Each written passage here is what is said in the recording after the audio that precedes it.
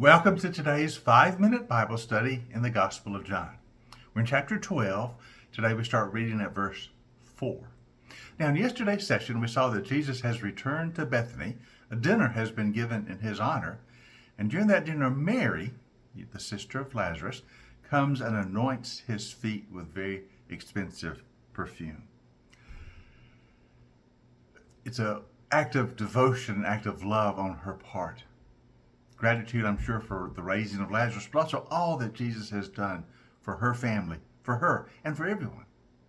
However, interestingly enough, there are some who object to what she did. And as we begin reading verse 4, we see that objection. Now, one of his disciples, Judas Iscariot, who is later to betray him, objected. Why was not this perfume sold and the money given to the poor? It was worth a year's wages. He did not say this because he cared about the poor, but because he was a thief.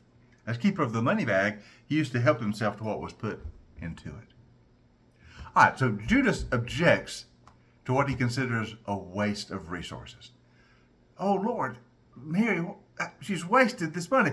That perfume she just used to anoint your feet, that's expensive stuff. A year's wages of a common laborer. Think how much we could have done for people with that money, and she's wasted it in this extravagant act.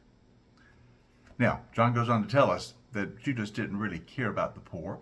He was only interested in embezzling. It says he was the treasurer for the group. He handled their financial resources, what they had, and he used to help himself to it. Now, it's obvious John did not know this at the time, or they would not have allowed Judas to handle the money. None of the other disciples knew. It was later they discovered, after the betrayal, that he was also an embezzler. So he puts this note in to tell us Judas's objection was not motivated by real desire to help the poor. But even so, he did make the objection. And some might have listened, well, maybe, is that right? Should she have used that money for better purposes than this? But notice how Jesus responds. Jesus said, leave her alone. It was intended that she should save this perfume for the day of my burial. You will always have the poor among you, but you will not always have me. So Jesus says, don't rebuke her, don't criticize her. Remember what she has done. Because her action is a prophetic action. That's really what's going on here. It was intended she used the perfume for this purpose. She is anointing my body for burial. Of course, Jesus knows what's coming. He knows in a few days the cross awaits. That is, the atoning death on the cross is coming. The hour has now come, it seems. Yes.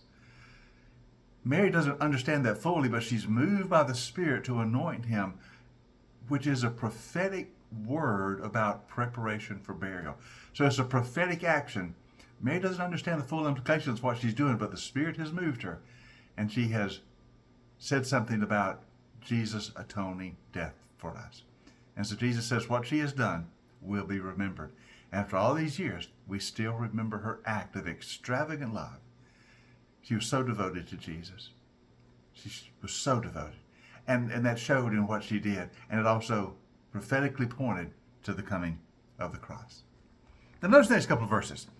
Meanwhile, a large crowd of Jews found out that Jesus was there in Bethany, and they came not only because of Jesus, but also to see Lazarus, whom he had raised from the dead. So the chief priest made plans to kill Lazarus as well, for on account of him, many of the Jews were going over to Jesus and believing in him. So now that Jesus is back close to Jerusalem, many are going to see him. They want to see Jesus, but also they want to see Lazarus because they've heard how Jesus called him out of the tomb. Now the chief priests had already decided, after the raising of Lazarus, they were going to do away with Jesus. Now they decided, let's do away with Lazarus as well. It's interesting, isn't it? He's already died once, and Jesus called him back, but now let's kill him again. Because his life is a testimony to the power of Jesus, and we can't have that. So you see the deep hostility among the leadership toward Jesus. They're willing not only to kill him, but also Lazarus, because he's a testimony to Jesus' power. So the scene is set for what's about to occur. We're only a few days from the Passover. We're only a few days from the cross. Everything is set for the hour to be fulfilled for which Jesus has come, that is to give his life for us. Now, in tomorrow's session, we'll begin at verse 12. That's the day of Palm Sunday, when Jesus enters Jerusalem in that final week. So join us for our next 5-minute Bible study in the Gospel of John.